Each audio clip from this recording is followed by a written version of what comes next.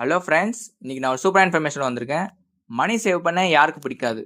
But ஆனால் அதை சேஃபாக சேவ் பண்ணணும் வித் எனக்கு இன்ட்ரெஸ்டோட வேணும்னா ஃபிக்ஸட் டெபாசிட் தான் பெஸ்ட் சாய்ஸ். எப்படின்னா என்ன? சிம்பிளாக சொல்லணும்னா உங்ககிட்ட ஒரு சம் ஆஃப் அமௌண்ட் இருக்குது. அதை நீங்கள் ஒரு எஃப்டி அக்கௌண்ட்டில் போடுறீங்க.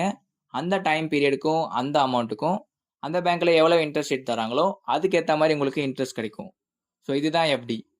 எப்படி பார்த்தீங்கன்னா ஒரு safest investment in India with 0% risk. எப்படி நான் எஃப்டி அக்கௌண்ட்டை ஓப்பன் பண்ணுறது?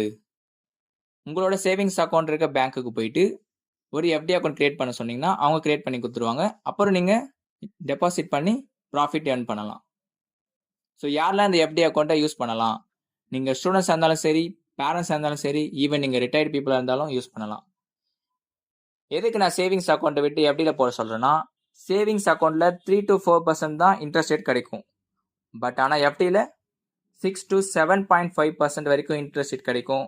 டபுள் பெனிஃபிட், சேஃப்டியும் அண்ட் ப்ராஃபிட்டும் கூட. டோன்ட் ஜஸ்ட் சேவ் மணி, ஸ்மார்ட்டாக சேவ் பண்ணுங்கள். எப்படி உங்கள் ஃபியூச்சருக்கு ஒரு ஸ்ட்ராங் பேஸ்மெண்ட்டாக இருக்கலாம், இது உங்கள் ஃபியூச்சருக்கு ஒரு வைஸ் ஸ்டெப்பாகவும் இருக்கலாம்.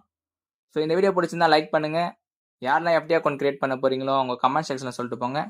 இன்னும் யூஸ்ஃபுல் மணி டிப்ஸ்க்காக நம்ம ஸ்கில் மேனர் சேனலை ஃபாலோ பண்ணுங்கள்.